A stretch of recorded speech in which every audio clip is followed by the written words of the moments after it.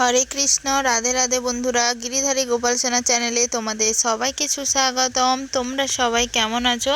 আশা করি তোমরা সবাই ভালো আছো গোপাল সোনা কৃপায়। আর তোমাদের গোপাল সোনাও অনেক অনেক ভালো আছে। সকালের মঙ্গল আরতি, দর্শন আরতি, তুলসী আরতি সমস্ত কিছুই কমপ্লিট হয়ে গেছে। এখন হচ্ছে গোপু সোনাকে ভোগ দেব। আর আজকে একটা বিশেষ ইচ্ছা মনে প্রকাশ হয়েছে, সেটা হচ্ছে এই কলা পাতায় গোপু সোনাকে ভোগ লাগাবো। সেই ভেবেই কিন্তু থালার মাপ করে কলা পাতাটা কেটে নিয়েছি। আমাদের ঘরে প্রচুর কলা গাছ আছে, শুধু এরকম একটু কাটিং করতে পারলেই হয়। তেমন করে আর সময় করে দেওয়া হয় না, তাড়াহুড়োর চাপে মাঝে মধ্যে এরকম ইচ্ছে করলে কিন্তু এইরকম করে সুন্দর করে থালার মাপে কলা পাতা বানিয়ে দেই। আর আজকে যেহেতু সকালবেলা অনেক রকম ফল ছিল, তাই ভাবলাম একটু সুন্দর করে সাজিয়ে গুছিয়ে আমার গোপু সোনাকে আজকে একটু ভোগ দেই। সব সময় কিন্তু এরকম অনেক অনেক করে ফলমূল থাকে না। কখনো হয়তো একটা ফল, কখনো দুটো ফল, কখনো হয়তো একদমই হয়তো বাড়িতে ফল থাকে না। আসলে আমাদের মতো ফ্যামিলিতে সব সময় সব জিনিস না থাকে না। সংসারে যখন যেমন থাকে তেমনভাবেই আমরা চালানোর চেষ্টা করি। আর আমরা যাই প্রসাদ খাই না কেন, সেটা তো গোপু সোনা কিংবা ভগবানকে ভোগ লাগিয়ে তারপরেই কিন্তু প্রসাদ পাই। কিছু করার নেই, কিন্তু ভগবান কিন্তু ফল মূল মিষ্টান্নতে বেশি খুশি। আর আমরা চিরকাল জেনেই এসেছি যে ভগবানকে ফল মূল মিষ্টি কিন্তু দেওয়া হয়। কিন্তু কি করব, আমাদের যদি সামর্থ্য না থাকে আমাদের তো কিছু করার নেই। কিন্তু যখন যেমন থাকে, যাই থাকুক না কেন, তাই কিন্তু গোপু সোনাকে দেওয়ার চেষ্টা করি। আজকে অনেক রকম ফল ছিল। মিষ্টি আলু ছিল। মিষ্টি আলুটা ভাবছো হয়তো কেউ সবজি ভাবতে পারো। হ্যাঁ, এটা তরকারিতে রান্না করেও খাওয়া যায়, আবার এটা ফলমূলেও ব্যবহার করা হয়। কাঁচা খেতেও বেশ ভালোই লাগে। বাজার থেকে কিনে নিয়ে এসলাম। এখন কিন্তু এই মিষ্টি আলুর কিন্তু বেশ সিজন ভালোই পাওয়া যাচ্ছে। সেদিন বাজারে গেছিলাম, দেখেই কিন্তু নিয়ে এসেছিলাম।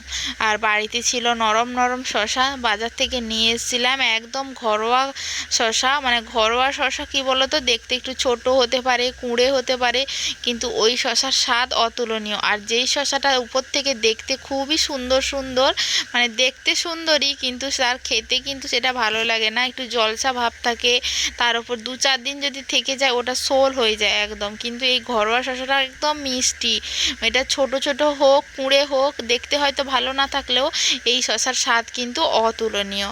বাজারে গেলে সবাই এই কুঁড়ে শসাকেই কিনবে, কারণ এইটা কিন্তু বেশ ভালো। বাড়িতে ছিল মুসুম্বি লেবুও কিন্তু দিয়েছি, সেদিন বাজার থেকে নিয়ে এসেছিলাম। আর তারপর পরপর কিন্তু বেশ ভালো কয়েকটা তিথিও পড়ে গেছে। আসলে তিথি হিসেব করে নিয়ে আসা হয়নি, কিন্তু দেখছি তিথি বিশেষে বেশ ভালোই একসাথে সমস্ত পড়ে গেছে। একাদশী ছিল, নৃসিংহ চতুর্দশী ছিল। তার বাড়িতে অনেক ফল থাকতে ভগবানকে সুন্দরভাবে ভোগও দিতে পেরেছি। আর কলা ছিল, একটা কলা, 3টে কলা নিয়ে এসেছিলাম একাদশীর জন্য। একাদশীর দিন একটাই দিয়েছিলাম ভগবানকে, আর কিন্তু দেওয়া হয়নি। তার সাথে ছিল জামরুল কিন্তু বাবার ঘরে পাঠিয়েছিল, মা পাঠিয়ে দিয়েছিল। এইগুলো দিয়েই কিন্তু আজকে সকালবেলা গোপু সোনাকে ভোগ দিলাম।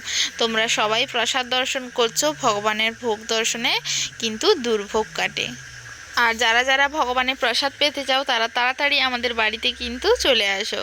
আর সকাল থেকে খুশি খুশি মনে থাকা সত্ত্বেও তারপরে কিন্তু মনটা আমার খারাপ হয়ে গেছে, কারণ আমার ছেলের গায়ে খুব জ্বর। জানি না কোথা থেকে এসছে, দেখতেই পাচ্ছ সকালবেলা ঘুম থেকে ওঠার পরেও কীরকম ঘুমিয়ে আছে ও।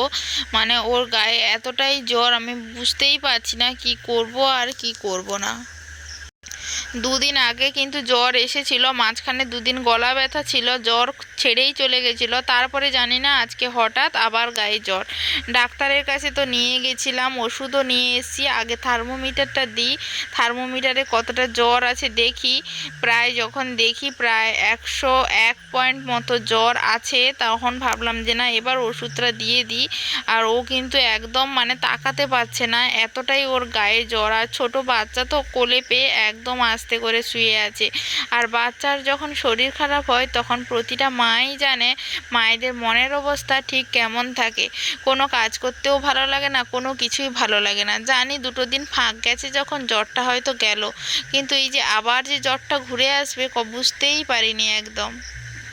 এদিকে ছেলের জ্বর, তারপরে ফোন এলো বাবা নাকি অসুস্থ, বাবা হসপিটালে ভর্তি। বিকেলবেলা গেছিলাম বাবাকে দেখতে, সেইখানে হসপিটালের কাছে অনেক ফুল গাছে প্রচুর ফুল হয়েছে, আর ফুল দেখলেই ভগবানের কথা মনে পড়ে যে ভগবানকে যদি দিতে পারতাম।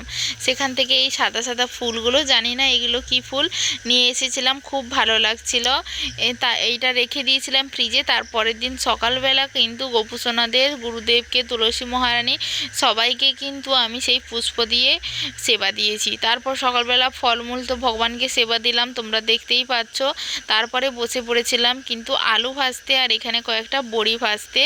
আসলে আমার ছেলে বড়ি খাবে চিৎকার করছিল, কিন্তু ওকে কিন্তু আমি দেব না।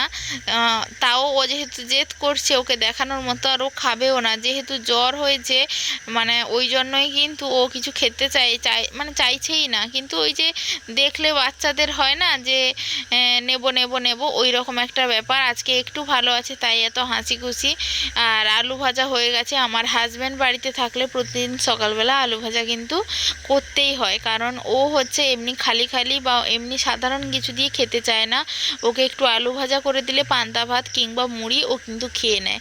তাই ও বাড়িতে এলে প্রায় প্রতিদিনই সকালবেলা বাড়িতে কিন্তু আলু ভাজা ভাজতেই হয়।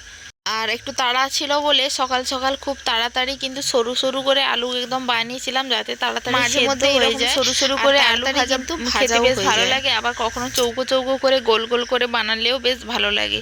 আজকে একটু তাড়াহুড়ো ছিল তাই জন্য সরু সরু করে বানিয়েছি, গ্যাসে যেহেতু করছি যাতে তাড়াতাড়ি হয়ে যায়, ওই জন্যই কিন্তু। যাই হোক, আজকের ভিডিওটা এখানেই শেষ করছি। যদি ভিডিওটা ভালো লাগে অবশ্যই কিন্তু লাইক কমেন্ট শেয়ার করতে একদম ভুলো না।